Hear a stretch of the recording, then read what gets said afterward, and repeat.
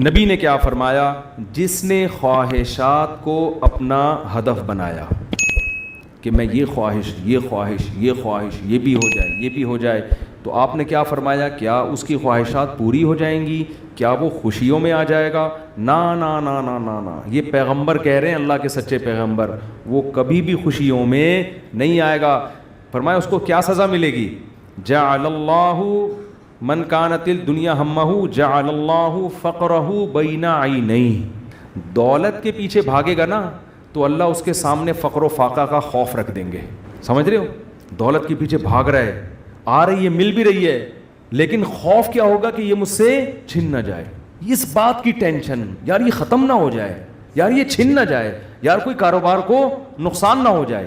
بڑے بڑے کروڑ پتی فیکٹریوں کے مالک آتے ہیں، کہتے ہیں کہ لاشعوری سا خوف ہمیں ستاتا ہے، دنیا کی ہر نعمت ان کے پاس، مگر دماغ میں نا ایک کہہ رہے ہیں ہمیں خود بھی نہیں پتا ہم ڈر کس چیز سے رہے ہیں، لیکن سکون نہیں ہے، ایک لاشعور میں خوف ہے جو ہمیں مسلسل ستا رہا ہے۔ یہاں ایک آیت کئی سال پہلے، سفید ٹوپی، پوری پراپر داڑھی اور جناب سفید کرتا، بڑے ایسے نورانی چہرہ اور پکے نمازی تھے، بہت بڑے تاجر، مجھے کہنے لگے مفتی صاحب میں ایک دل کی بات آپ سے شیئر کرنا چاہتا ہوں۔ میں نے کہا جی۔ کہنے میں نماز بھی پڑھتا ہوں، روزے بھی رکھتا ہوں، اہل اللہ کی صحبت میں بھی بیٹھتا ہوں، اور لیکن پتہ نہیں میرے دل میں سکون نہیں ہے، میرے دل میں سکون نہیں ہے۔ میں نے کہا آپ فیکٹری کے مالک ہیں، کوئی پرابلم ہے تو بتائیں۔ کہہ رہے نہیں کوئی پرابلم بھی نہیں ہے۔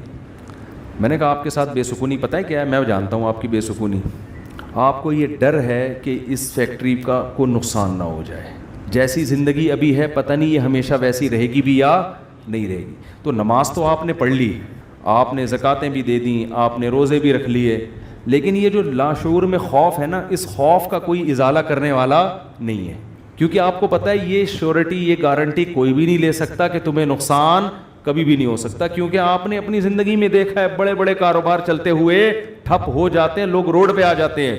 کہہ رہے ہیں بالکل آپ صحیح کہہ رہے ہیں، مجھے یہی خوف ہے۔ میں نے کہا اس خوف کا یہ علاج نہیں ہے کہ آپ اپنے کاروبار کو ہر طرح سے سیو کر لو، یہ تو وہ تو کرنا تو چاہیے سیو، لیکن یہ علاج نہیں ہے۔ میں نے کہا اس کا علاج یہ ہے کہ آپ یہ فرض کر لو کہ یہ چھن گیا آپ سے سب کچھ، ابھی برباد ہو گئی، اللہ نہ کرے فیکٹری میں آگ لگ گئی، اب ہوگا کیا؟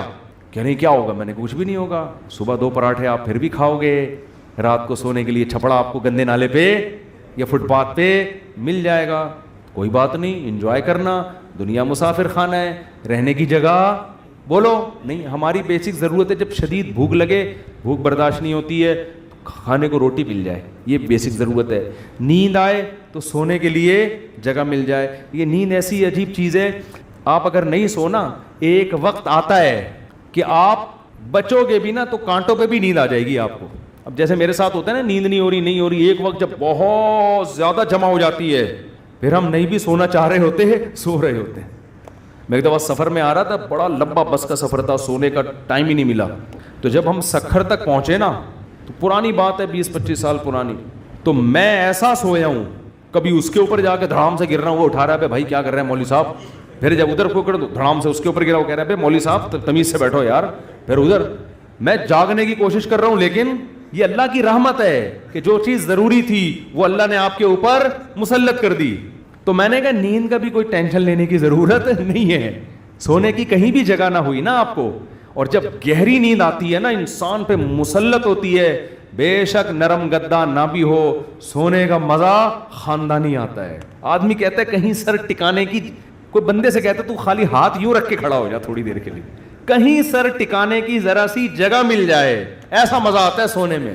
وہ جو سبزی والا جو میرے پیسے لے کے بھاگا تھا نا، وہ ٹھیلے پہ سوتا تھا رات کو، وہ رات کو ٹھیلے پہ سوتا تھا، اس کو سکون تھا نا، اس کی سکون نہیں تھا اصل میں، وہ تھک اتنا جاتا تھا نا فراڈ کر کر کے ادھر سے پیسے، تو رات کو آ کے اب اس کو جگہ نہیں ملی، تو میں نے کئی دفعہ دیکھا ٹھیلے پہ سو رہا ہے وہ۔ مزدور لوگوں کو دیکھ لو نا آپ، جہاں جگہ ملے سو جاتے ہیں وہ۔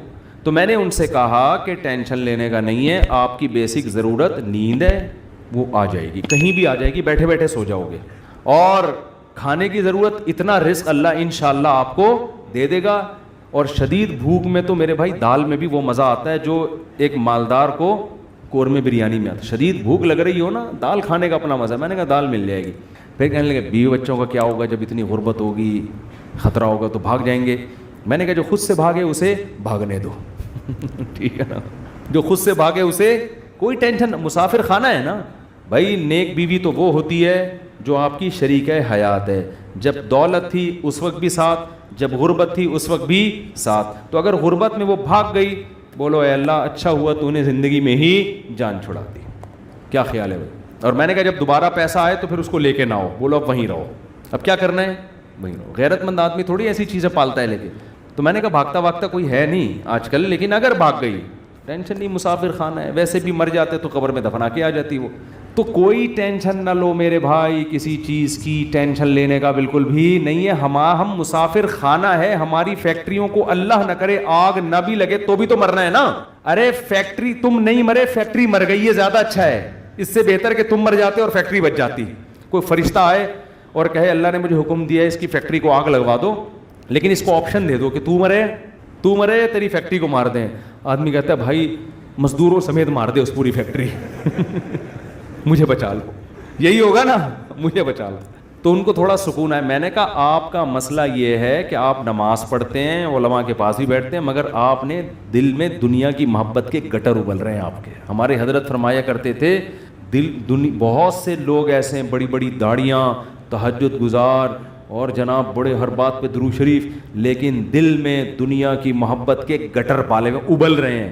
یہ ایسے جیسے اللہ کی محبت کے چشمے ابلتے ہیں نا, تو دنیا کی محبت کے چشمے نہیں ابلتے, گندگی کے گٹر ہیں جو ابلتے ہیں. تو کہتے ہیں ان کے دل میں گندگی نہیں ہے, گندگی کے دنیا کی محبت کی جو ایک گٹر ہے نا, گٹر, وہ گٹر ابل رہے ہیں. جس کو یہ مثال سمجھ میں نہ آتی ہو, بارشوں میں ہماری گلی کو آگے دیکھ لیا کرے وہ گٹر کیسے ابلتے ہیں, تو وہ پتہ چل جائے گا کہ یہ ہے جو گند نکلا ہوا ہے. اس گند کو نکالو. کیا کہا پیغمبر نے ہود علیہ السلام نے اپنی قوم سے, صالح علیہ السلام نے اپنی قوم سے, تتخذون مصانع لعلکم تخلدون, اے میری قوم تم گھر اتنے مضبوط بناتے ہو جیسے تم نے ہمیشہ رہنا ہے. اتنا پیسہ ان دیواروں میں کیوں پھونک رہے ہو؟ حالانکہ وہ حلال پیسوں سے گھر بنا رہے تھے بھائی, حرام سے تھوڑی بنا رہے تھے, حرام سے نہیں بنا رہے. پھر بھی پیغمبر اعتراض کر رہے ہیں کہ موت کو بھول گئے ہو تم. اتنا سریا بنیادوں میں ڈالا جا رہا ہے. لوگ بتا رہے تھے ہم نے یہ سریا ڈالا. میں کہتا ہوں اپنی ہڈیوں میں تو کیلشیم ہے نہیں تمہارے, پہلے اپنی ہڈیوں میں سریا ڈالو بھائی. ہڈیاں بوسیدہ ہو رہی ہیں, کھوکھلی ہو رہی ہیں, اور مکان کی مضبوطی پہ انسان فخر کر رہا ہے. تو نکالو اس گٹر کو, ایسے جھٹک دو. ہمارے حضرت ایک ذکر بتایا کرتے تھے کہ رات کو نا تنہائی میں بیٹھ کے یہ ذکر کیا کریں. یہ ذکر حدیث سے ثابت نہیں ہے, صرف ٹریننگ کے لیے ہے, ٹریننگ کے لیے, اپنی اصلاح کے لیے. اس لیے اس کو سنت سمجھنا جائز نہیں ہے. وہ ذکر کرواتے تھے, بہت سے اکابر کرواتے ہیں یہ کہ لا الہ الا اللہ. لا الہ میں کیا کرنا ہے؟ گردن یہاں لے کے جانی ہے. لا الہ کوئی معبود نہیں, یہ تصور کر رہے ہیں دل سے اللہ کے علاوہ سب چیزیں نکل رہی ہیں, نکال کے باہر پھینک رہا ہوں. اس تصور کا نا بڑا اثر پڑتا ہے دل کے اوپر. لا الہ سب نکال کے, بحریہ ٹاؤن نکالو سب سے پہلے اس میں سے. ہاں بحریہ, آپ کو نہیں پتا بحریہ ٹاؤن کا, آپ باہر سے آئے نا. ہمارے ہاں وہ کامیاب ہے جو بحریہ ٹاؤن ہے, اور وہ ناکام ہے جو بحریہ ٹاؤن نہیں ہے. تو ہمارے ہاں جنت الفردوس میں ریاض ملک ہے جس کا بحریہ ٹاؤن ہے. یہ جنت جو دنیا میں باتیں کرتے ہیں لوگ, اب اس کو نہیں مانتے, کہتے ہیں بھائی تیرے پلاٹ کتنے ہیں. تو لا الہ کا مطلب نکالو دل سے, کوئی نہیں ہے. جو گند بھرا ہوا ہے نا, دکان, پلاٹ, جائیدادیں, جاگیریں, جدھر دل اٹکا ہوا ہے, میرا بزنس, میرا کاروبار, میرا پلاٹ, میرا یہ سب میرا کر کے, جو میری گاڑی, یہ سب فضول چیزوں کو لا الہ میں تصور کر کے نکلو. حالانکہ اس وقت ہمارے پاس دھیلا بھی نہیں تھا ہم تو خود طالب علم تھے, لیکن کہتے تھے نکالو دل سے. رات کو 100 دفعہ نا یہ ذکر کرواتے تھے, لا الہ سب نکال دیا, الا اللہ. پھر الا اللہ میں چوٹ مارتے تھے دل پہ. الا اللہ صرف کون ہے؟ اللہ ہے. تو الا کل ما خلا اللہ باطل, حدیث میں آتے اللہ کے علاوہ سب باطل ہے. اس کا ہم آج کی زبان میں ترجمہ کریں گے, اللہ کے علاوہ سب بکواس ہے. سب کیا ہے؟ بکواس. اگر سب بکواس نہ ہوتا تو موسیٰ کلیم اللہ کو اللہ دنیا دیتا نا, اور فرعون کو غریب رکھتا کہ موسیٰ تو میرے ہیں تو ان کو دنیا بہت دوں گا, اور فرعون میرا دشمن ہے, اس کو کھانے پینے کے لیے روٹی, اس کی فیکٹریوں میں آگ لگاؤں گا. کیا کراؤں گا؟ فیکٹریاں تو فرعون کی چل رہی تھیں, اس کے محلات کے نیچے نہریں بہہ رہی تھیں, اور موسیٰ کلیم اللہ کو فرعون غربت کے تانے دیتا تھا. ان کے پاس تو کچھ بھی نہیں ہے, شادی کرنے کے لیے تو 10 سال بکریاں چرائی ہیں انہوں نے. آپ شادی کرتے ہیں نا, اصل میں کیسے بھائی اتنے اچھے خاندان میں شادی ہوئی, آپ بتاتے ہیں یار ایکچولی میرا بزنس, اور وہ انہوں نے ایسا میرا اسٹیٹس دیکھا کہ خود ہی دے دی انہوں نے. اور غریب آدمی ابے تجھے کیسے مل گئی؟ تو کیا کہہ رہا تھا؟ یار کسی کا رکشہ ادھار لے کے گیا تھا میں بتانے کے لیے. وہ بیچارہ فخر کر سکتا ہے. تو فرعون یہ تانے دیتا موسیٰ علیہ السلام کو کہ ام انا خیر من ھذا الذی ھوا مہین، میرے پاس دولت یہ غریب. تو اس سے پتہ چلتا ہے اللہ کے علاوہ اس دنیا میں سب کچھ کیا ہے؟ بکواس. ہمارے نبی کچرے کے ڈھیر پہ صحابہ کے ساتھ گئے، ایک مری ہوئی بکری کا بچہ، مری ہوئی بکری کا بچہ نہیں، بکری کا مرا ہوا بچہ، سمجھتے ہو؟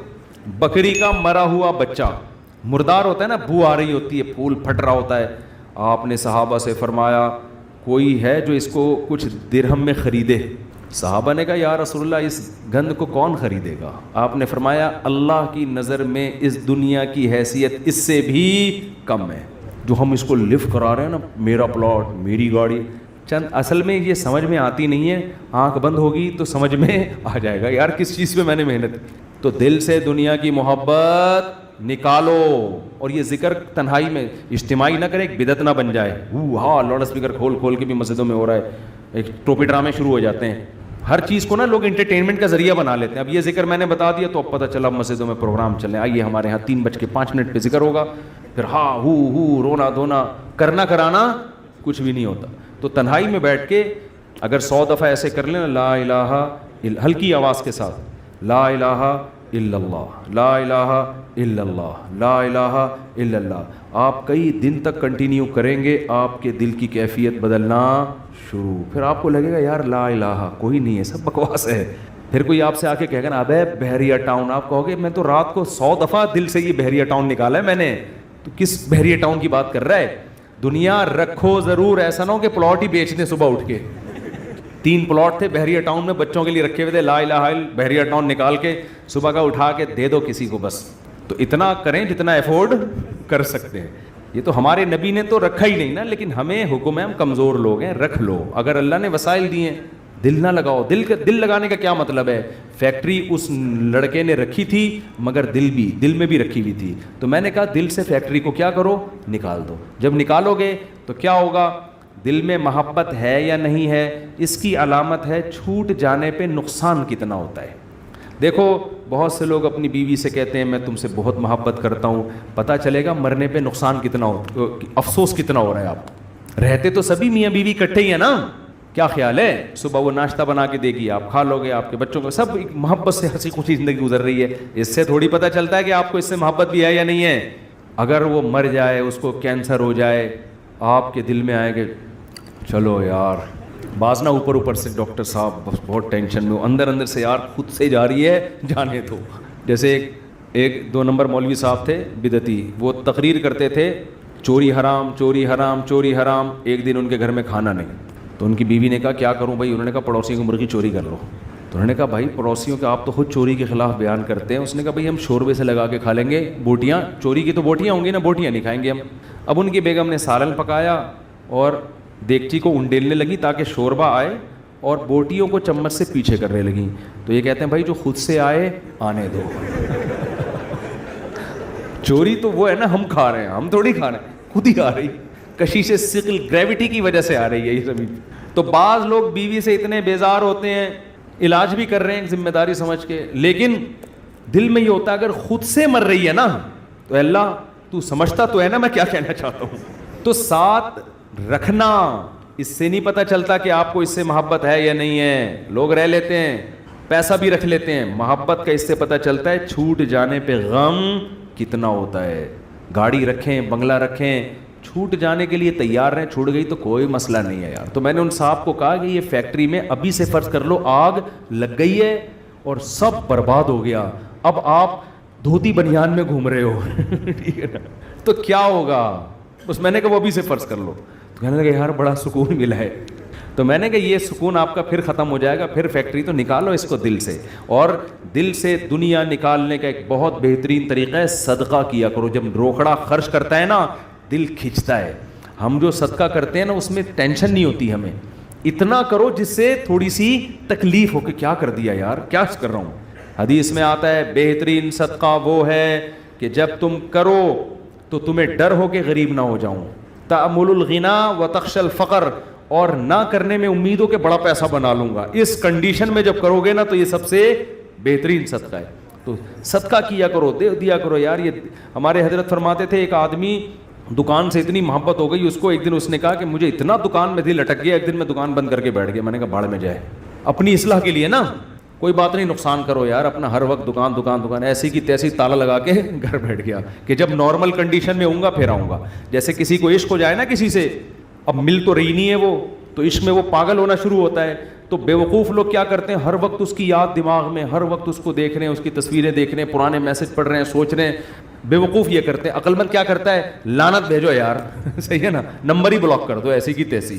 اور جب یہ کیفیات ختم ہو جائیں گی پھر دیکھوں گا شادی ہو گئی نہیں ہوگی, دوبارہ ٹرائی کر کے کوشش کروں گا. پاکستانی چھوڑتا تو ہے نہیں, کہتے پھر ایک سال بعد دوبارہ ٹرائی کریں گے ہم. تو عقل مندی کا تقاضا ہے. تو جلدی سے بس حدیث مکمل کر دوں.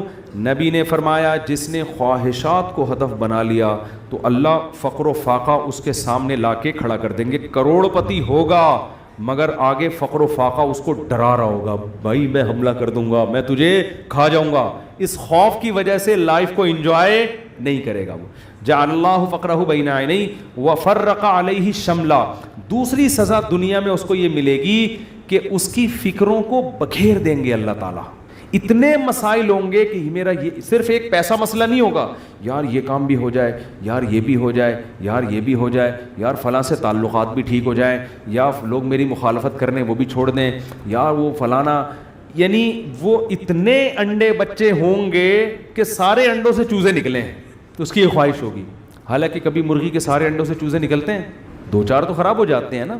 تو فرقہ یہ اور عجیب ٹینشن, سکون نہیں ہوگا, یہ بھی اس کی فکریں اللہ کیا کر دے گا, اس کے سامنے بکھیر دے گا. یہ بالکل ایسے ہے جیسے بہت ساری ٹینشنیں اگر ایک پوٹلے میں ہو نا, انسان کہتا ہے اٹھا کے پوٹلا پھینک دو, ختم, اور وہ پوٹلا کھل کے بکھر جائے. ایک ٹینشن وہ ہے, ایک ٹینشن وہ ہے, ایک ٹینشن وہ, اس کو کمبخت کو سمجھ میں ہی نہیں آئے گا ان ٹینشنوں سے میں جان چھڑانا شروع کون سی والی ٹینشن سے کروں, میں کون سی والی ٹینشن کو میں پہلے پھینکوں, پھر اتنی بکھری ہوئی ہوں گی اس میں ڈوبا ہوا ہوگا وہ. اور آگے آپ نے فرمایا اتتہ ولم یاتہ من الدنیا الا ما قدر له. یہ سارے کام دنیا کے لیے کر رہا تھا نا, وہ دو بکھیڑے پال لیے اس نے, دنیا کے لیے سب کچھ کر رہا تھا, اور اس کی دو سزائیں تو اللہ فوراً دے دے گا, فقر و فاقے کا خوف اور ٹینشنوں کو بکھیر دے گا. یہ دو ٹینشنیں تو چلو ہم کہتے یار دنیا مل جاتی تو چلو یہ ٹینشنیں بھی قبول ہیں. اللہ کہتے ہیں ملے گی اتنی جتنی مقدر ہے. نبی نے فرمایا ملے گی اتنی نہیں جتنی اس کی چاہت ہے, اتنی جتنی اللہ نے لکھی ہوئی ہے. اگر یہ زیادہ کی کوشش کرے گا تو ہو سکتا ہے دھیلا بھی نہ ملے, اور ہو سکتا ہے ڈبل مل جائے. تو یہ بھی اس کی چاہت پہ نہیں ہے, یہ کس کی چاہت پہ ہے, اللہ کی. تو یقینی پھر بھی نہیں ہے وہ, پھر میں چٹکلا سنا دوں نا, یقینی پھر بھی نہیں ہے. ایک آدمی کو بیوی اچھی نہیں لگتی تھی, بیچاری نے ہر طرح سے کوشش کر لی کہ میں اپنے میاں کو اچھی لگوں, اچھی پھر بھی نہیں لگ رہی اس کو. ایک دن وہ بڑی خوبصورت لپسٹک اور خوبصورت زیور اور خوبصورت ساڑی اور بڑا خوبصورت لباس, ہر چیز بڑی وی آئی پی پہن کے آ گئی. ابھی اب بیوی کی تعریف کر رہے ہیں, یار کیا خوبصورت چوڑیاں پہنی ہوئی ہیں, کہہ رہی تھینک یو آپ کا بہت شکریہ, کیا خوبصورت ساڑی, کہہ رہی وہ لڈو پھوٹ رہے ہیں کہ آج تو میرا میاں بڑا خوش ہے, بہت اچھا ماشاء اللہ ڈریس آپ نے, کیا خوبصورت لپسٹک, ایک چیز کی تعریف کر کہتے ہیں اچھی پھر بھی نہیں لگ رہی. اتنا کچھ اچھا پہنا ہوا ہے مگر تو پھر بھی اچھی نہیں لگ رہی. یہ مطلب ہے اس حدیث کا کہ اتنی ٹینشنیں اٹھانے کے بعد ہو سکتا ہے دنیا ملے پھر بھی نہیں, وہیں کا وہیں کھڑا رہے جہاں سے چلا تھا. اور اس کے مقابلے میں آپ نے فرمایا من کانت الآخرۃ ہمہ, جس نے اس دنیا کو پسے پش ڈال کے کہا میرا ہدف آخرت ہے, یہ دنیا اصل ہدف ہے ہی نہیں. ملے ٹھیک ہے, نہیں ملے ایسی کی تیسی, یہ ایسی کی تیسی یاد رکھ لیں. ملے ٹھیک ہے, بحریہ ٹاؤن میں پلاٹ مل گیا ٹھیک ہے, نہیں تو گندے نالے پہ لے لیں گے, مل گیا ٹھیک ہے, نہیں تو ریڈی لگا لیں گے, مل گیا ٹھیک ہے, نہیں تو ویسے ہی بیٹھ جائیں گے, ٹھیک ہے نا. یہ جس کا یہ خوف, اور اصل کیا ہے آخرت, مجھ سے گناہ نہ ہو جائے کوئی, اگر ہو جائے تو جلدی سے توبہ کر کے اللہ کو مناؤں. آپ نے فرمایا جس نے آخرت کو ہدف بنا لیا, جنت تو بعد میں ملے گی, کچھ انعامات دنیا میں ملنا شروع ہو جائیں گے. پہلا انعام جعل اللہ شملہ جمع لہ من کانت الآخرۃ ہمہ جعل اللہ غناہ فی قلبی. اس کو فقر و فاقہ کا خوف تھا نا, فرمایا اس کے دل میں اللہ غنا, اس کے دل کو مالدار بنا دے گا. اس کو ایسا لگے گا یار جتنی میری ضرورت نہیں ہے اللہ نے رزق کی بالٹیاں میرے اوپر انڈیل دی ہیں, میری ضرورت صبح 2 روٹی کی ہے اور روٹی کے بجائے اللہ پراٹھے کھلا رہا ہے. عجیب بات ہے یا نہیں ہے؟ میری ضرورت تھی صرف چائے پراٹھا مل جائے اور اللہ مجھے انڈے بھی کھلا رہا ہے.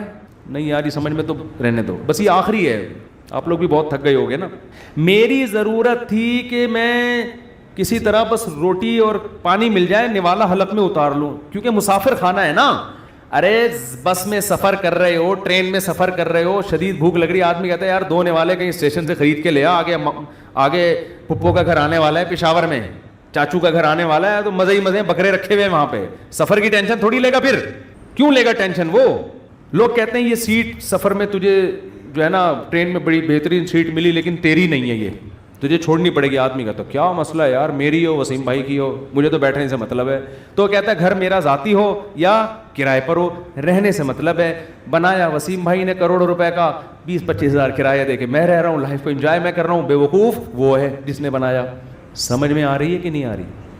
یار تمہارے پاس اپنی گاڑی نہیں, تم نے ٹیکسیوں میں جاتے ہو, کوئی بات نہیں یار, ٹیکسی خریدی اس نے, میں 500 روپے دے کے سفر میں کر رہا ہوں. تو میری ضرورت تو نہیں تھی. لوگوں تو پیدل سفر کیے ہیں اتنے لمبے لمبے. موسیٰ علیہ السلام تو مصر سے مدین پیدل گئے ہیں, اور ہم یہاں سے صدر پیدل نہیں جا سکتے.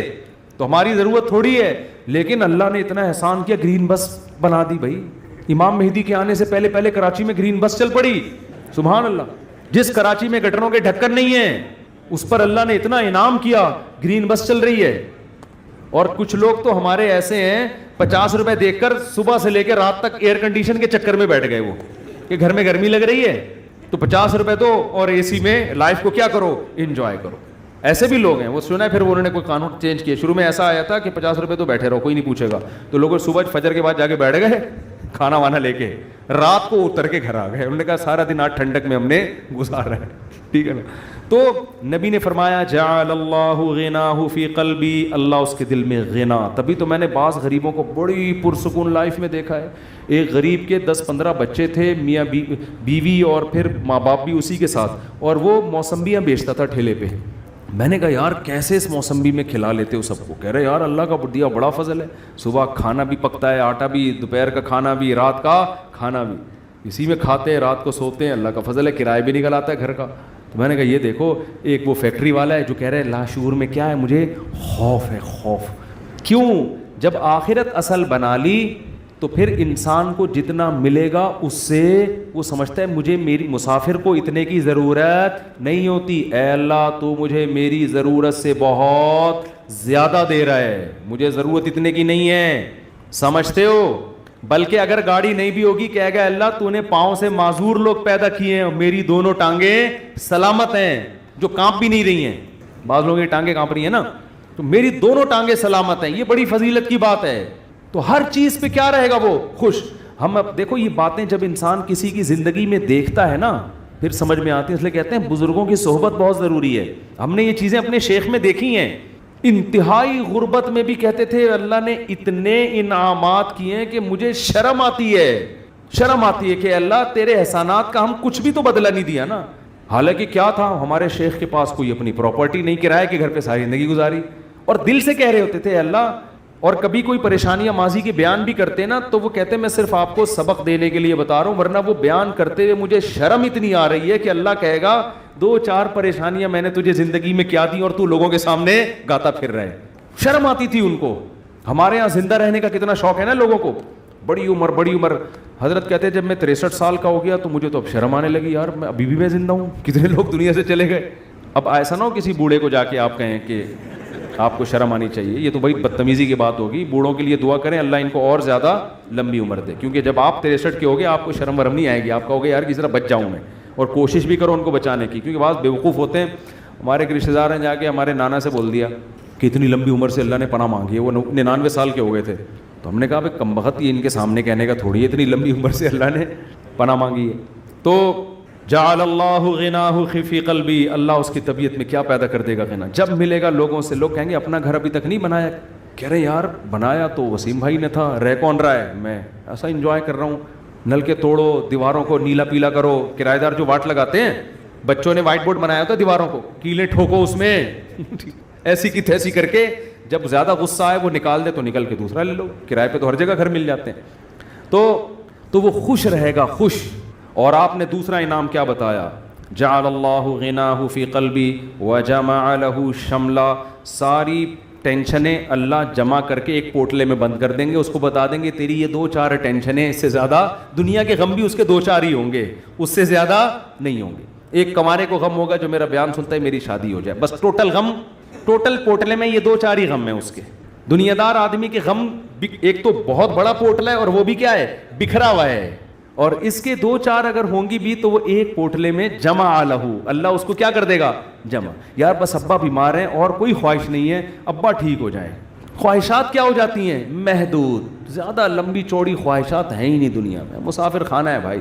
وجمع لہ شملا، اور آپ نے فرمایا وَآتَتْهُ الدُّنْيَا وَهِيَ رَاغِمَةٌ، پہلے والے کی حالت کیا تھی، سب کچھ کر لیا، اچھی پھر بھی نہیں لگ رہی، وہی تھا نا، ملا پھر بھی نہیں۔ فرمایا اس کے پیچھے دنیا آئے گی، ناک رگڑتے ہوئے ذلیل ہو کے آئے گی، یہ دنیا کو لفٹ نہیں کرائے گا۔ اس حدیث کا مطلب سمجھنا ہے نا، اہل اللہ کی زندگیاں دیکھو، ہم نے دیکھی ہیں، ایسے رزق کے دروازے کھلتے تھے ان کو۔ ہمارے حضرت کے پاس جب نوٹوں کی گڈیاں آتی تھی نا، جب رزق کے دروازے کھلے، حضرت سے گنا نہیں جاتا تھا، کیونکہ حضرت کا ٹائم بڑا قیمتی تھا، گنتے تھے یار یہ کیا مسئلہ ہے یار، کئی دفعہ نا 2-2 3-3 نوٹ گن لیتے تھے، پھر کہتے تھے بس وہ دے دینا جتنے بھی ہیں، اور آپ کے پاس آئے بیٹھ کے یوں کر کے نا 6-6 دفعہ تھوک لگا کے، یار یہ پھر لائٹ میں دیکھ رہا ہے۔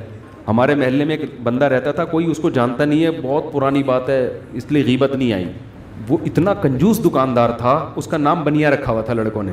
اس وقت چمنی اٹھنی بھی چلتی تھی، چمنی چارہ نے نا 1 روپے کا 1/4، ہمیں یاد ہے ہم کوئی چیز خریدنے آتے نا چمنی، تو وہ چارانے کو نا یوں کر کے دیکھ رہا ہوتا تھا، کس نقلی تو نہیں ہے، ابے چارانے کہاں سے کوئی نقلی چھاپے گا یار۔ اللہ تعالیٰ نے سورہ الحاقہ کی ان آیات میں تھوڑا سا جنت کا نقشہ کھینچا ہے کہ جس کا اعمال نامہ دائیں ہاتھ میں دیا گیا، فَيَقُولُ، وہ کہے گا ہَاؤْمُ اقْرَءُوا کتابیہ، ارے لوگو میرا اعمال نامہ پڑھو، خوش ہوگا بہت زیادہ۔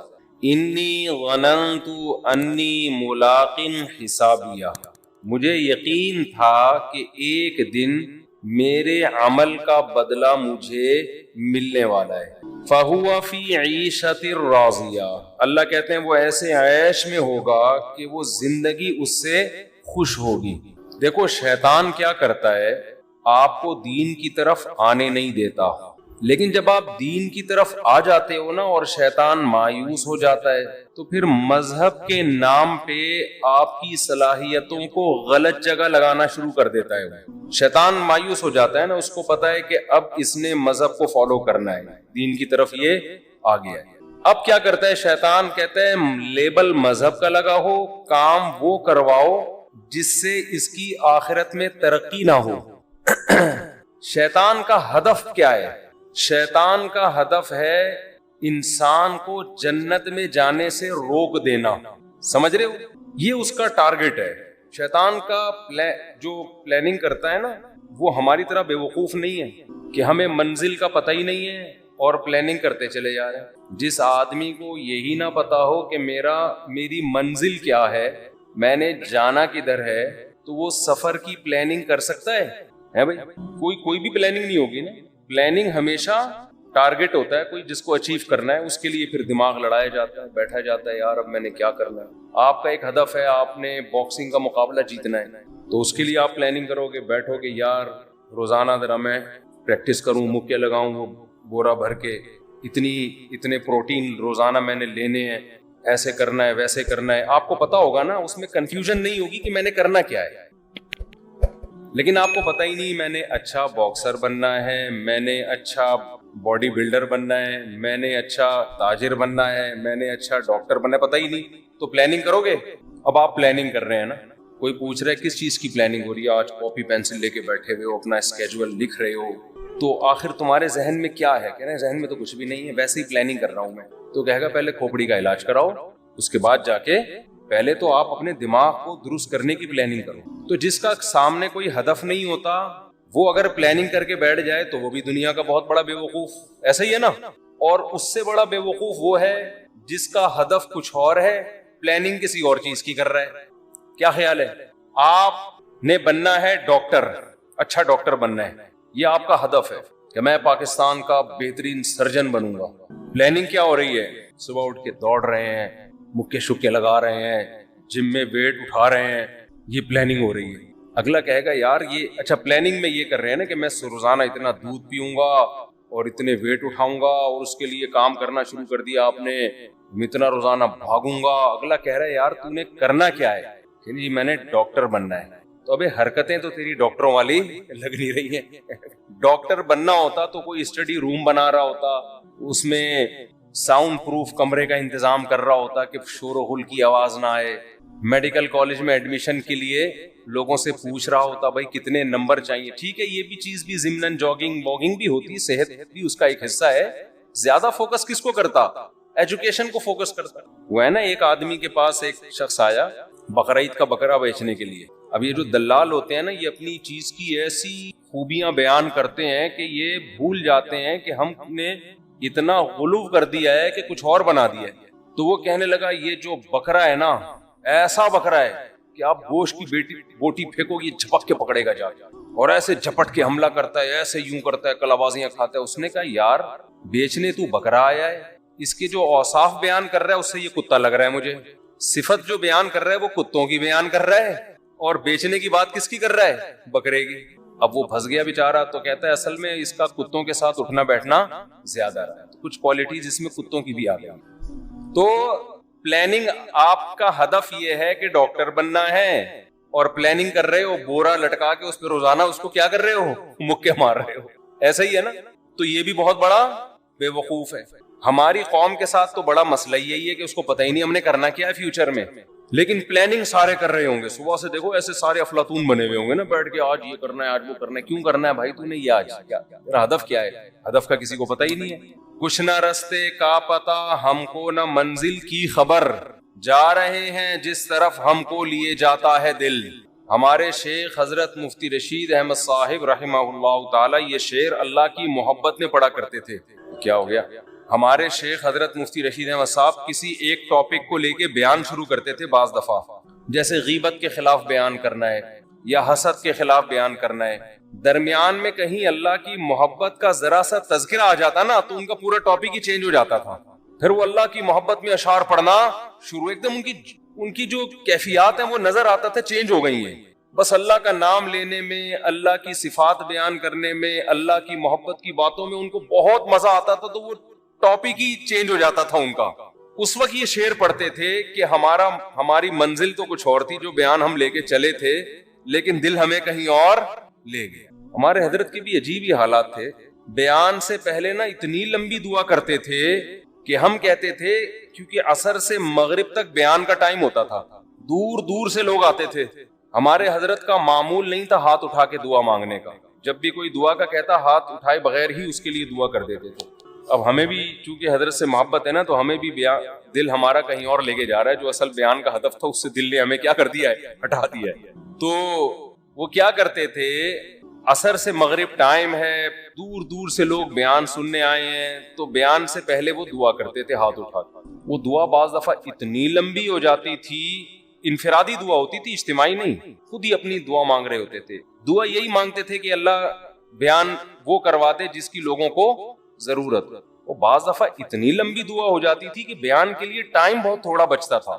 تو ہمیں تھوڑا غصہ بھی آتا تھا, حیرانگی بھی ہوتی تھی کہ اتنی دور دور سے لوگ آئے ہیں. دعا تو آپ کسی اور ٹائم مانگ لینا, لیکن آپ تو دعا میں ہی سارا ٹائم لگا دیا آپ نے. وہ حضرت کہتے تھے کہ میں ہاتھ اٹھا کے جب دعا مانگتا ہوں نا, اللہ کے سامنے ہاتھ اٹھاتا ہوں تو کسی اور ہی دنیا میں پہنچ جاتا. بس پھر وہ اسی میں حضرت کو اتنا مزہ آتا تھا کہ بیان گیا تیل لینے, بیان کیا ایسی کی تیسی, آئے ہمیں تو اب اللہ سے جب مانگنا شروع کیا ہے تو اس میں. لیکن وہ پھر تھوڑی دیر کا بیان ہوتا تھا, حالانکہ نہ کوئی اس میں زمین آسمان کے قلابے ملائے جاتے تھے, نہ کوئی خطابت کے جوہر, سیدھے سادے بیانات ہوتے تھے. لیکن ان بیانات نے ایسی لوگوں کی زندگیوں کو چینج کیا ہے. آج لفاظی بہت ہے, درد دل مارکیٹ سے شارٹ ہے, درد دل نہیں. تو ان کی دعا دیکھ کے نا, اتنی لمبی دعا کے بعد بیان شروع ہوتا تھا, پھر اس دعا کے آثار ان کے بیان میں جھلک رہے ہوتے تھے. تو وہ جب کوئی ٹاپک لے کے چلتے, درمیان میں کہیں اللہ کی محبت کی بات آ گئی نا, تو ان کا پورا بیان چینج ہو جاتا تھا. وہ پھر اللہ کی محبت میں اشعار بہت یاد تھے ہمارے حضرت. اتنے اشعار یاد تھے کہ ایک دفعہ کسی نے ان کو کیسٹ دی کہ آپ کو جتنے اشعار یاد ہیں نا اس کیسٹ میں ریکارڈ کر دیں. میرا خیال ہے 1.5 گھنٹے کی وہ کیسٹ تھی.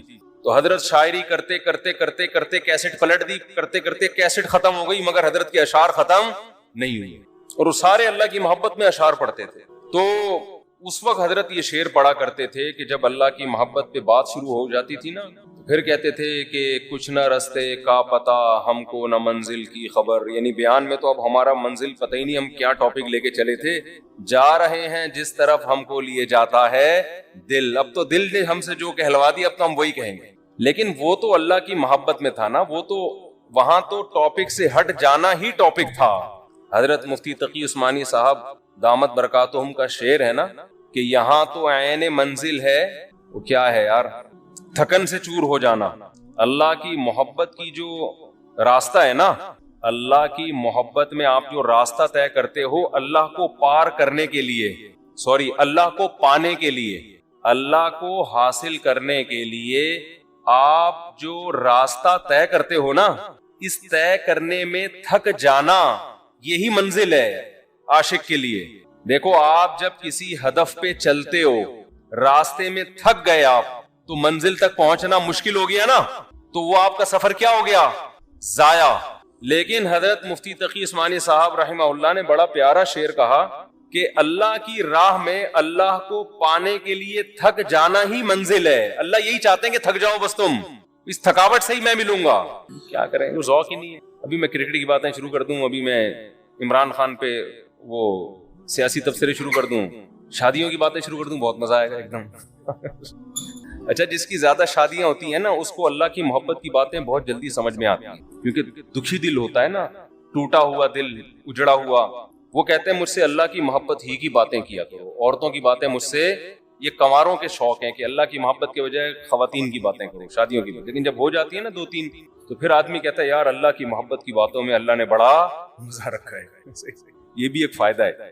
مجھے تو شاعری کا زیادہ ذوق نہیں ہے تو مجھے پورے شعر یاد نہیں رہے. ایک اور شعر پڑھتے تھے, بس ایک بجلی سی پہلے کوندی پھر آگے کی کچھ خبر نہیں ہے, مگر جو پہلو کو دیکھتا ہوں تو دل نہیں ہے جگر نہیں ہے. یعنی اللہ کی محبت میں ہم دل بھی گواہ بیٹھے اور جگر بھی.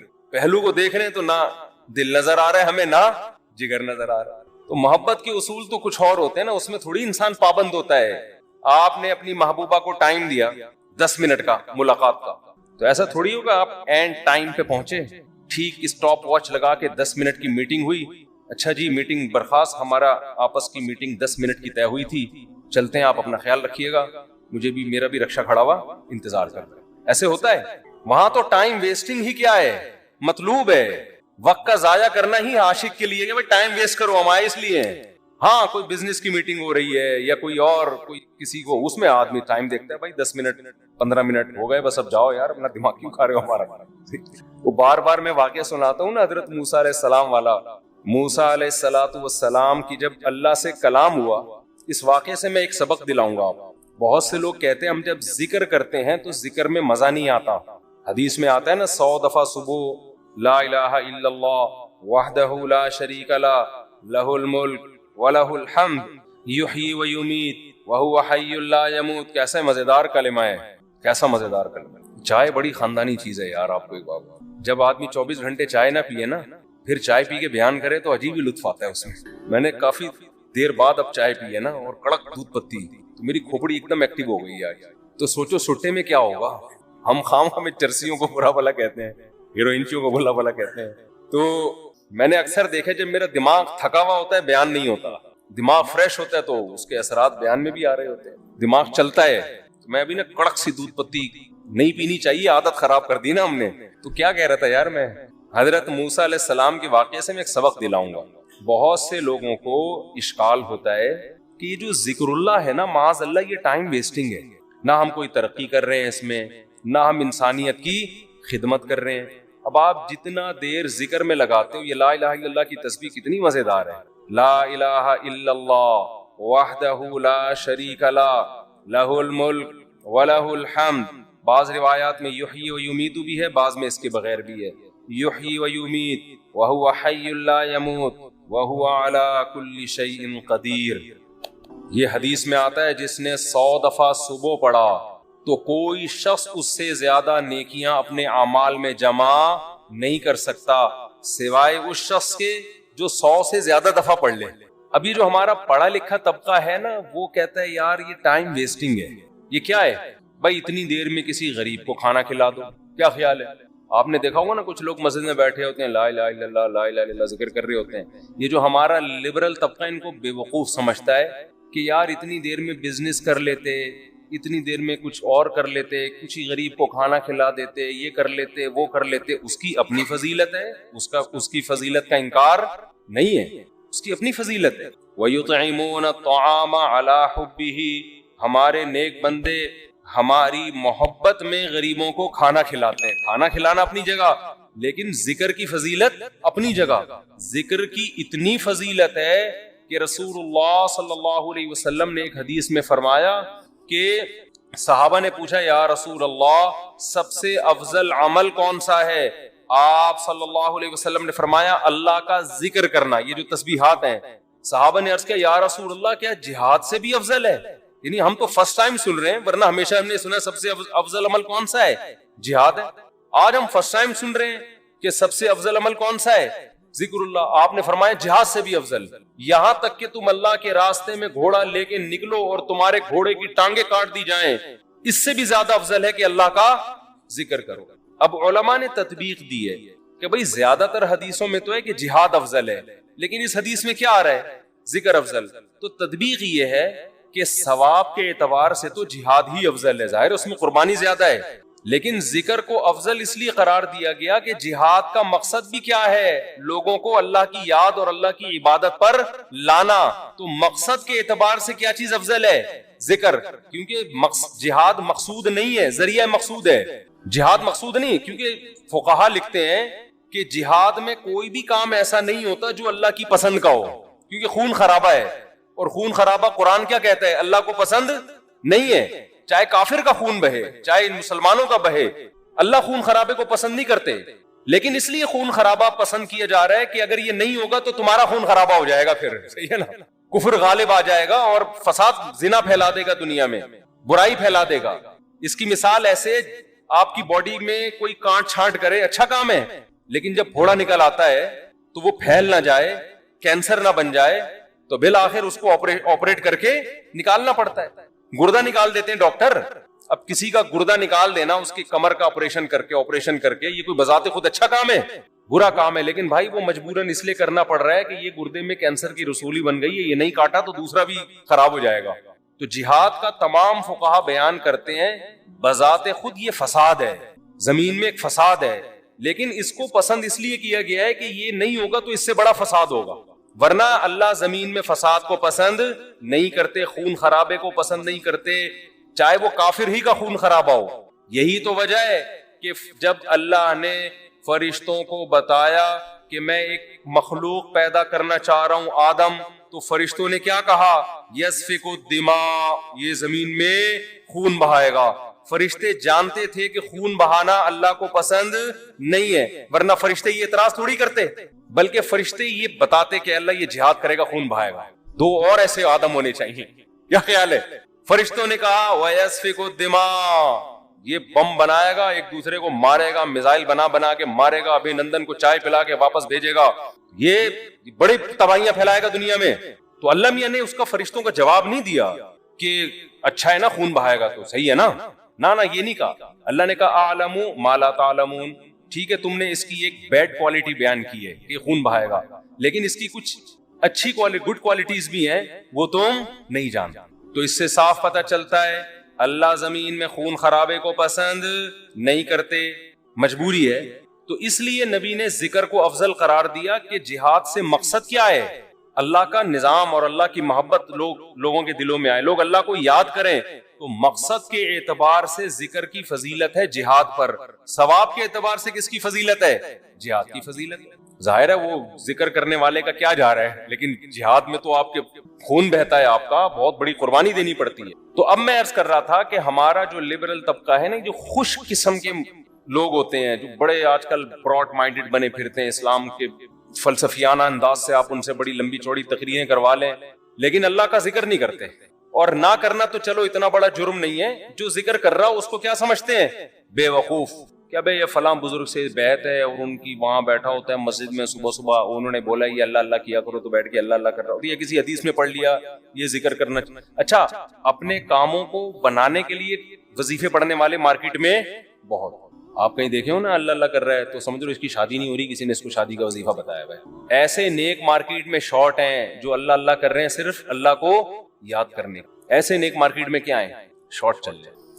تو ایسے نیک لوگوں کو لوگ بے وقوف بھی سمجھتے ہیں کہ ٹائم ویسٹنگ، یہ کر لیتے یہ کر لیتے یہ کر لیتے۔ ہم نے اپنے اکابر کو دیکھا ہے جنہوں نے بڑے بڑے کام کیے، لیکن آپ ان کے ذکر کی ڈیٹیل میں جائیں تو ایسا لگتا ہے یار یہ تو اتنا ٹائم یہ ذکر اللہ میں گزارتے تھے، ان کے پاس باقی کاموں کے لیے ٹائم کب بچتا تھا، لیکن باقی کام بھی انہوں نے بہت کیے۔ تو یہ جو لبرل طبقہ ہے نا ہمارا، ان کو یہ صوفی ٹائپ کے لوگ جو اللہ اللہ کر رہے ہیں تسبیح پکڑ کے یا ویسے ہی، ان کو یہ برے لگتے ہیں کہ ٹائم ویسٹ کر رہے ہیں۔ لیکن بات یہ ہے کہ جب انسان کو کسی سے محبت ہوتی ہے تو محبوب کی یاد میں ٹائم ویسٹ کرنا، یہ اس کو ویسٹ ٹائم کی ویسٹنگ لگتا نہیں ہے۔ یہی تو منزل ہے بھائی، ہم پیدا ہی اللہ کے لیے ہوئے ہیں، ہو جائے اللہ کی یاد میں ٹائم ویسٹ، سبحان اللہ، اور کیا چاہیے۔ جانا کس کے پاس ہے، ہم نے اللہ کے پاس جانا ہے، تو ٹائم بچانا کہتے کس کو ہیں، میری یہ سمجھ میں نہیں آتا۔ ایک صاحب مجھ سے الجھ گئے کہ اتنا ٹائم ویسٹ کر رہے ہیں، میں نے کہا ویسٹنگ آف ٹائم کی ڈیفینیشن کیا ہے، کیا ڈیفینیشن ہے اس کی، یہ بہت امپورٹنٹ سوال ہے۔ دیکھو گورے کا معیار الگ ہے ٹائم ویسٹ کرنے کے بارے میں، مسلمان کا معیار الگ ہونا چاہیے۔ جب آپ منزل متعین کر لیتے ہیں نا تو اس منزل کی طرف جو بھی راستہ آپ کو لے کے جائے گا اس میں ٹائم کھپانا ٹائم ویسٹنگ نہیں ہے، اور جو کام آپ کو اس منزل سے ہٹا رہا ہے چاہے دیکھنے میں وہ کتنا قیمتی کام لگے، لیکن اسلام اس کو ٹائم ویسٹنگ کہتا ہے۔ مثال وہی میں ڈاکٹر اور باکسر والی لے آتا ہوں۔ آپ کا ہدف تھا ڈاکٹر بننا، صبح شام آپ کیا کر رہے ہو، باکسنگ سیکھ رہے ہو۔ اب باکسر تو کہے گا زبردست یار یہ آدمی ٹائم کا بڑا پابند ہے، ٹھیک صبح 8 بجے آ کے مکے لگاتا ہے، پھر جا کے ناشتہ کرتا ہے، پھر تھوڑا آرام کرتا ہے، اس کے بعد پھر دوپہر ٹائم۔ تو دیکھنے میں تو لگ رہا ہے کہ یہ ٹائم ویسٹ نہیں کر رہا، لیکن جس آدمی کو پتا ہو کہ آپ کا ہدف ڈاکٹر بننا ہے وہ کہے گا یہ ٹوٹلی ٹائم آپ کا کیا ہو رہا ہے، ویسٹ، ٹوٹلی، اس کا کچھ بھی فائدہ نہیں ہے فیوچر میں۔ آپ میرے پاس لوگ آتے ہیں 40 سال کے 45 سال کے کہ ہم عالم بننا چاہتے ہیں، مدرسے میں داخلہ لے کے ہم کیا بننا چاہتے ہیں، عالم۔ میں ان سے کہتا ہوں آپ دین کا علم حاصل کر لیں بقدر ضرورت، قرآن کی تفسیر پڑھ لیں، احادیث پڑھ لیں، بقدر ضرورت مسائل سیکھ لیں، پراپر عالم بننے کا ٹائم اب گزر گیا ہے، اب ٹائم ویسٹ ہوگا آپ کا۔ کہتے ہیں یار میں علم دین میں اپنے آپ کو کھپاؤں اور ٹائم ویسٹ، تو میں کہتا ہوں بھائی بات یہ ہے کہ جتنی 8 سال آپ کو محنت کرنی پڑے گی نا اس کا آؤٹ پٹ اتنا اب نہیں نکلے گا، اس کی وجہ اس سے زیادہ آپ کسی اور کام میں اپنی صلاحیتیں کھپا سکتے ہو، اس کا آؤٹ پٹ زیادہ اچھا ہوگا۔ جیسے کوئی آدمی 50 سال میں میڈیکل کالج میں ایڈمیشن کے لیے جائے، ابے تو 4 سال وہاں لگائے گا، 2 سال پھر ہاؤس جاب ہوگی، اس کے بعد تجھے ایکسپیرینس چاہیے نا، ایکسپیرینس کے لیے 15 20 30 سال کے بعد جا کے انسان ڈاکٹر بنتا ہے، جو لوگ کہتے ہیں ہاں یہ اب کیا ہے، اسپیشلسٹ ہے یا واقعی ایک تجربے کار ڈاکٹر ہے، تو اس وقت ہے تو آپ کا انا للہ ہو چکا ہوگا، یا آپ اتنے بوڑھے ہو چکے ہوگے کہ کام کرنے کا ٹائم ہی نہیں ملے گا۔ آج جو علماء آپ کو کام کرتے نظر آ رہے ہیں نا، یہ وہ تھے جو 18 سال کی عمر میں فارغ ہو چکے تھے، پھر انہوں نے تدریس کی۔ میں اپنی مثال دے دیتا ہوں آپ کو، شو مارنے کے لیے نہیں، کیونکہ یوٹیوب پہ نا میرے بارے میں بہت سا لوگوں نے اوٹ پٹانگ چیزیں بھی شائع کی ہوئی ہیں کہ یہ لطیفوں کے علاوہ اس بیچارے کو کچھ نہیں آتا، اس کے بیان میں حوالے نہیں ہوتے، تو شو مارنے کے لیے نہیں۔ انسان جب کوئی کام کر رہا ہوتا ہے تو اپنا انٹروڈکشن تو کروا دیتا ہے نا۔ آپ کسی ڈاکٹر کے پاس جاتے ہیں کہ میں اپنا کڈنی کا علاج کرنا چاہتا ہوں آپ سے، آپ کڈنی کے اسپیشلسٹ ہیں، تو ڈاکٹر کی ذمہ داری ہے نا کہ وہ ثابت کرے کہ ہاں جی میں کڈنی کا اسپیشلسٹ۔ آپ اس سے پوچھ رہے ہیں کہ آپ کڈنی کے اسپیشلسٹ ہیں، میں آپ سے علاج کروں گا، تو آپ کے پاس کیا دلیل ہے؟ ڈاکٹر تواضع میں، ارے ہم تو خادم ہیں، ہم کہاں ہمیں کیا کڈنی کا پتا، ہم تو جاہل ہیں۔ تواضع میں آ گیا نا ڈاکٹر، ارے کڈنی کیا ہوتا ہے مجھے تو یہی نہیں پتا، کڈنی کی اسپیلنگ کیا ہے، میں کوئی سڈنی سے تھوڑی آیا ہوں جو مجھے کڈنی کا پتا ہو۔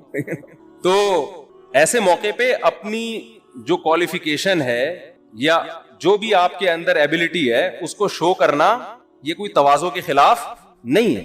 ہاں اس میں میں نہیں کہتا کہ میں عالم ہوں، لیکن میں عام لوگوں سے کہتا ہوں کہ بھائی ٹوٹا پھوٹا آپ سے زیادہ اللہ نے علم دے دیا، باقی بڑے بڑے علماء کے مقابلے میں تو ہم، ایک صاحب نے مجھے کہا نا کہ آپ اگر عالم ہیں، آپ کو قرآن و حدیث اگر آتا ہے تو امام ابو حنیفہ کی تقلید کیوں کرتے ہو آپ؟ پھر آپ کو تو خود آتا ہے قرآن و سنت، اور اگر آپ کو نہیں آتا تو آپ جاہل ہو، پھر بیان کیوں کر رہے ہو لوگوں میں؟ سمجھ میں نہیں آئی بات؟ نے کہا کہ ہم آپ کے مقابلے میں جاہل نہیں ہیں، آپ کے مقابلے میں عالم ہیں، ابو حنیفہ کے مقابلے میں جاہل ہیں. صحیح ہے نا؟ قرآن حدیث ہمیں آتا ہے، اتنا نہیں جتنا امام ابو حنیفہ کو آتا تھا، لیکن اس سے زیادہ آتا ہے جتنا آپ کو آتا ہے. انصاف سے میں نے کہا. تو ایک ٹائم ہوتا ہے نا انسان کا. تو میں جلدی جلدی بتا دیتا ہوں. میں نے 8 سال دارالافتاء والارشاد میں درس نظامی کیا ہے. اس میں ہم یہ جو کہتے ہیں نا فقہ پڑھتے رہتے ہیں، یہ غلط ہے. حدیث فقہ ساتھ ساتھ چلتی ہے. سب سے پہلے ہمارے مدارس میں یہ وہ اصل موضوع سے ہم ہٹ رہے ہیں، جلدی سے مختصر بیان کر دوں گا میں تاکہ موضوع اتنا دلچسپ موضوع چل رہا تھا وہ بیچ میں گڑبڑ نہ ہو. تو ہمارے ہاں دینی مدارس میں سب سے پہلے جو چیز پڑھائی جاتی ہے وہ عربی گرامر ہے، کیونکہ ہمارے جتنے علوم ہیں وہ عربی میں ہیں، وہ اردو میں نہیں ہے. آج بہت سارے یوٹیوب پہ مشہور اسکالرز ایسے ہیں، ان کو عربی عبارت پڑھنا نہیں آتی، عربی حدیثوں کے ترجمے کم بخت غلط کر رہے ہوتے ہیں اور اپنے آپ کو بہت بڑے محقق بتا رہے ہوتے ہیں کہ ہم کیا ہیں، قرآن و حدیث کے بہت بڑے محقق ہیں. کم بختوں کو عربی نہیں پڑھنی آتی اور لوگ ان کو کہہ رہے ہوتے ہیں یہ ہیں اسکالرز. آپ ایک ڈاکٹر جس کو میڈیکل سائنس کی انگلش کتابیں پڑھنی نہ آتی وہ ڈاکٹر بن سکتا ہے؟ میڈیکل سائنس کا علم انگلش اردو میں تھوڑی انگلش میں ہے نا. اس کمبخت کو انگلش ہی نہیں آتی، وہ کیسے ڈاکٹر بنے گا؟ دیکھو انگلش بولنا الگ چیز ہے، اسپیکنگ پاور تو جب تک گوروں میں نہیں رہو گے نہیں آئے گی، بولو گے نہیں. بہت سے علماء کو عربی بول نہیں سکتے ہیں وہ اس لیے کہ وہ عربوں کے ماحول میں نہیں رہے، لیکن عرب کی گاڑی کتابیں قرآن و سنت کی وہ پڑھ سکتے ہیں، ان کو سمجھ میں آتی. جیسے ڈاکٹر میڈیکل سائنس کی کتاب A to Z پڑھ لے گا، بول نہیں پائے گا. وہ بولنا تو ایک الگ فن ہے کسی بھی چیز کا. تو ہمارے دینی مدرسوں میں سب سے پہلے عربی گرامر ایسے خاندانی طریقے سے پڑھائی جاتی ہے نا، بالکل بال کی کھال اتاری جاتی ہے. عربی گرامر کے جو 2 حصے ہیں نا، صرف اور نحو. ایک صرف ہے جس میں کلمات کو، اور ایک ہے جس کو سینٹنس بنانا. وہ اس کے بعد اس کی پریکٹس کروائی جاتی ہے، پھر خالی تھیوری نہیں پڑھائی جاتی، اس عربی گرامر کی پریکٹس کروائی جاتی ہے مختلف کتابوں میں. اب کوئی طالب علم خود نہ پڑھے تو ایک الگ بات ہے، لیکن سسٹم بہت اچھا ہے. تو عربی گرامر سب سے پہلے، اس کے بعد پہلے سال کے بعد ہمارا 7 سال تک ٹوٹل نصاب عربی میں ہوتا ہے، اردو میں کچھ بھی نہیں ہوتا. ٹوٹل نصاب عربی میں ہوتا ہے، ساری کتابیں عربی میں ہوتی ہیں، پڑھاتے بھی اسی میں. اس میں پھر ہماری ایک چلتا ہے فقہ، مسائل.